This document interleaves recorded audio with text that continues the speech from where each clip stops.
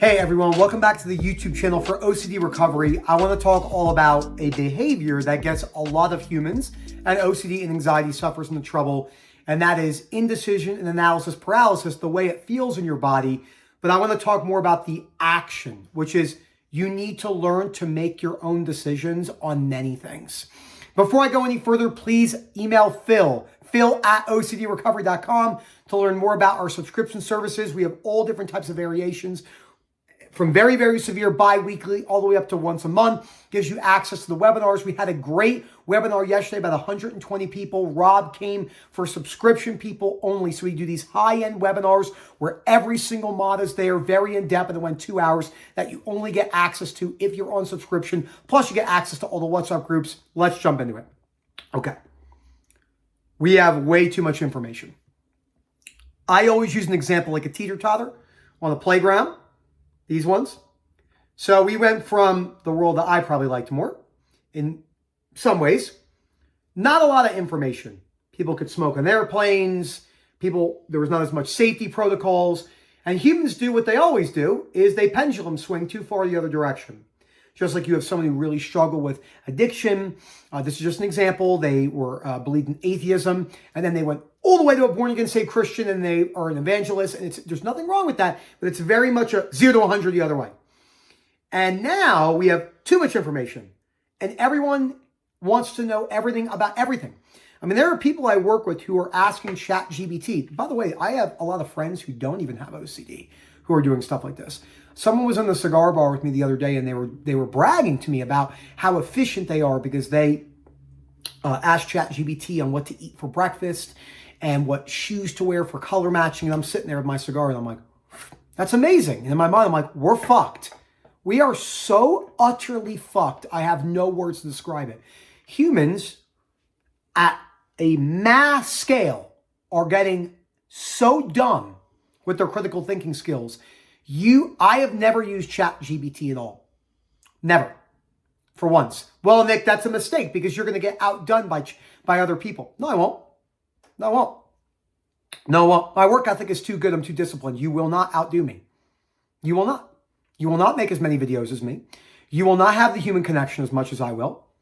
That's not a brag. That's just me being that's just anecdotally, I have proven that for years, not months, for years with my consistency.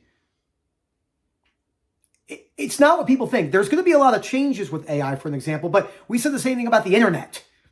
It's not what people think. People are either doomsday or they're like, it doesn't matter at all. And it's so black and white. People are so rigid because they don't know how to learn to make their own decisions and accept the pros and cons that they could be wrong.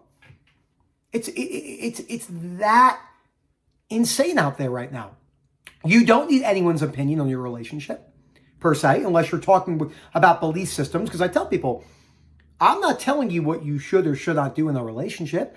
I am telling you that you can pick either decision and there's pros and cons.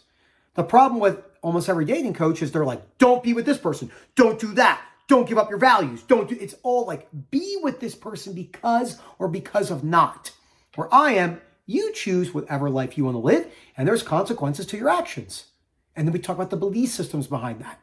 And then compulsions and avoidance that are related with OCD, etc. You don't need people's opinions on many, many things. we have a kid coming in March. Okay, Erica is almost in the 3rd trimester. I have not asked a single friend of mine with kids on any parenting tactics at all. And I won't. I won't. Or I will hardly read any books on parenting. Why? I'm me. I'm going to make my decisions. It's my child. It came from my origins. It came from my sperm. Why do I have to know what Joe Blow and fucking Sally do with their kids? I don't care. But Nick, what if you do something wrong? Who gives a shit? Make your own decisions and feel that. This is part of the critical thinking skills you don't even realize yet. The connection between all of this and your ability to critical think. Critical thinking also means making decisions quickly, efficiently, and accepting that you could be wrong, taking consequences for you being wrong, not beating yourself up, feeling healthy guilt or shame in a healthy dosage, and then moving forward and maybe changing something or maybe not changing something. You need to learn to make your own decisions. Stop asking your friends if your partner is right for you. Stop asking your mom and dad if this career is right for you. Get comfortable with people judging you. It doesn't feel good. It's not bliss. Let go. You see this? Let go. Yay. It's like the happy birthday when you like say to someone in the balloons. That's not what letting go is. When you let go of the need for people to give you opinions, that's going to fucking suck. You're going to feel anxious, potentially depressed, extreme shame and guilt if you make the wrong decision. I always joke and say almost every post on social media is let go with like a hummingbird in the background. It actually is let go with a picture of the atomic bomb going off. That's the correct way, but that doesn't sell and it doesn't look good and we all want to feel good. Okay? Telling you right now, this is a big problem in life. Yeah, but Nick, what about this thing? It gets real bad. If you have terrible magical thinking and just right OCD, this will go down to you'll spend 1 year figuring out if you want this pen or not. So there's different variations and different approaches when I'm working with someone. But I'm just saying in general, you need to learn to make your own decisions. My mom, always, she's my mother, I get it. She's always talking about my teeth. She's like, oh my God, your teeth. She's like, what happens if they get yellow? I like cigars. I will smoke cigars until I die. If cigars kill me, that's a personal choice. That's irresponsible. So what? It's okay. We have too much safety, too much things. I'm healthier than most people anyway. If I'm going to smoke cigars, I'm going to smoke cigars. That's the way I want to live my life. As Sirius Black said in the Order of the Phoenix, which I was watching last night when he was in the... Such a nerd. What's life without a little bit of risk? When he met Harry in the train station. We have too much safety protocols. We have too many cameras on everything and everyone's like, oh God, this. We have too many happy, friendly people. We have too much food nonsense, too much GMOs and seed oils. Your life is fucked. You gotta learn to make decisions on your own and feel the consequences of your decisions. And if it's wrong, it's not the end of the world. So my mom going, why would you do that? It's smoking. It's so bad for you. The Surgeon General, I don't give a shit what the Surgeon General says. If I want to smoke cigars, that's going to be it. If you ask me right now, who has the saddest life on earth? Easily Brian Johnson, the longevity guy. I call them celebrated hypochondriacs. Okay? Sure, Brian's a great guy. Me and Brian went out and had a beer. He wouldn't have a beer. But if I convinced him to have a beer and a cigar, I'd probably learn a lot about him. And I would feel bad for him because I don't want to live that life. That's not for me.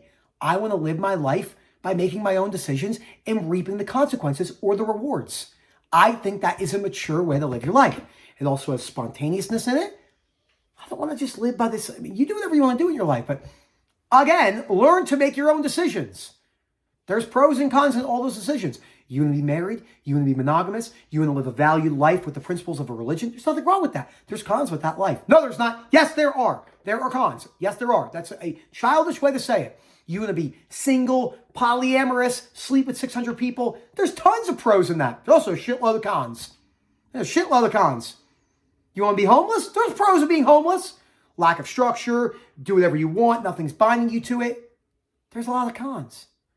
Make your own decisions. Phil at OCDrecovery.com. Hope to hear from you soon. And as always, enjoy the rest of your day.